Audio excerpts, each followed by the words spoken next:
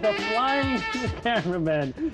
We're back with four very wonderful, intelligent guests. We're going to go back to Sue Perez. You were making a comment. What I was so please commenting finish. on, Chris, was that I think it really is an error in the society that we're living today to try to stereotype Latino women.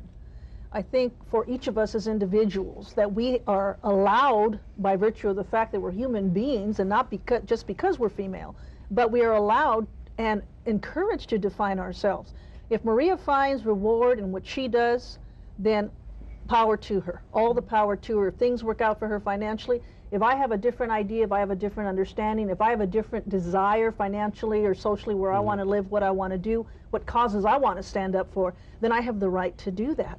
But do you have any problem with women who are trying to tear down the barriers? I don't have a problem with certain aspects, with certain causes. What is wrong? What do you feel is definitely... Well, just to be point blank, I don't feel that the route of lesbianism to promote feminism or vice versa, whichever way, I don't believe in that. I think that is not an acceptable alternative. Well, I don't think that we're saying that we're lesbians. No, that's what I'm saying. The causes, Yes, I'm a lesbian! There, I said it! You asked me what I didn't agree with, where it goes to the... Yeah, Chris, you're taking... Okay. Chris, I'm going to take your chair right now. But I think... Because I think what we're seeing here is between the four of us, we're all different, and yet we all have... We're all Americans. We're all Americans, we're all Latinas, we've all chosen, and that's the beauty of it. We've chosen what we want to do. Well, the question also, too, has the feminist movement hurt or helped Latina women?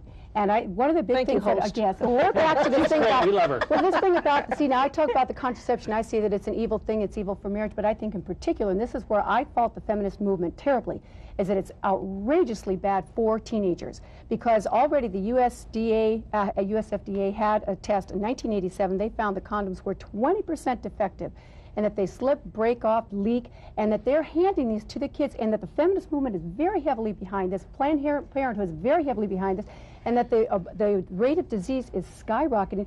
According to Dr. Jim McElvaney, there are 33,000 new cases of infectious disease that come into the CDC every day. But since you're so statistically up on your statistics, then you know that Latina teenagers are the ones who are having children, which consequently, if we're talking the future of Latinas, that takes them off of the education track. Chances are they're not going to go to college, they're not going to go to university. Without education, you have no economic basis But the birth control is not stopping that. The birth control is not stopping that. The contraceptions are not stopping their birth rate. Their birth rate is sky high, and as a matter of fact, but condoms are not the only.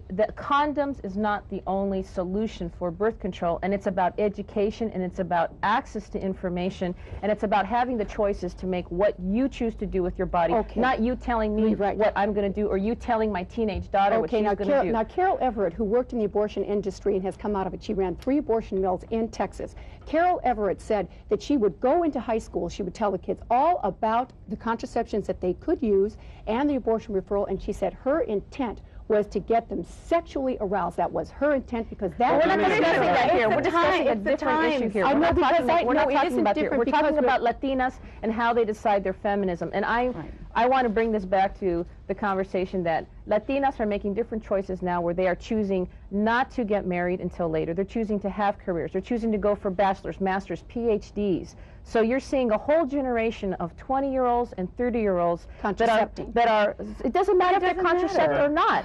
They are choosing not to have a family until later on. They are choosing to have themselves as well prepared if they have to become a single parent, however that happens, or if they have to raise a family with a husband, how are they going to be prepared economically and financially, since it takes 2 paychecks now? No, it doesn't, because many of my friends are doing it. It's also the times. It's the time. But we are doing today. it. My family. Well, you must be the exceptional woman down in Orange County. But when I lived in Orange County, went to Orange Coast College for my undergrad, it was extremely expensive, and I could no more see having a 6 kids with one husband there. Because I know dozens and dozens and countless of women that are doing the same thing that I am doing. I am not alone. I know many women doing it. And I know many women who are perfectly happy going on their careers. Is there any downside to the feminist movement? Do you think it's all been positive? I mean, divorce rates are up. There are some numbers that indicate... I think divorce rates are up because they were going to happen anyway. And if you see from the 70s and the 60s, prior to when the feminist movement really got going,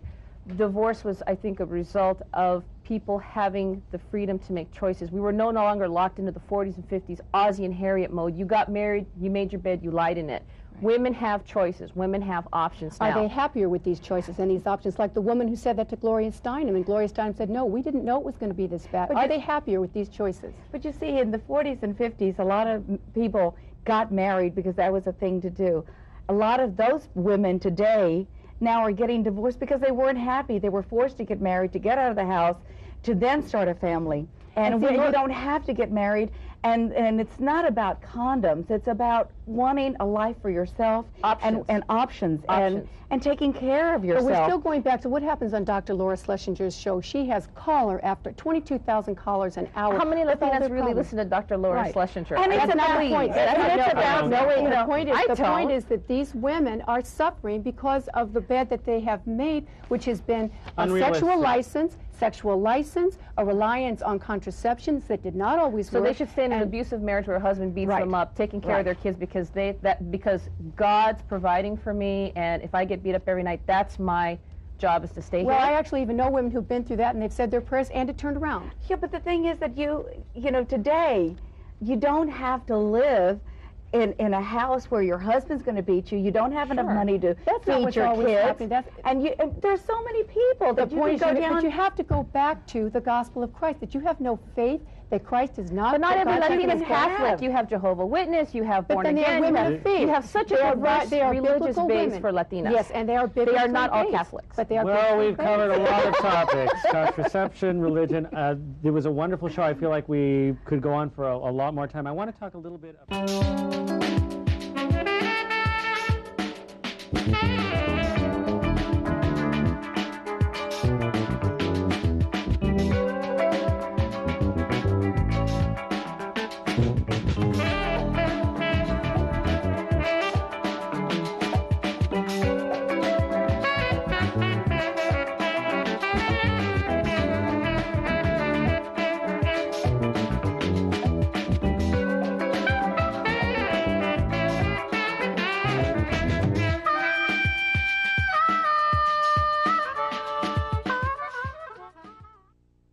¿Qué podría usted comprar con $12.50?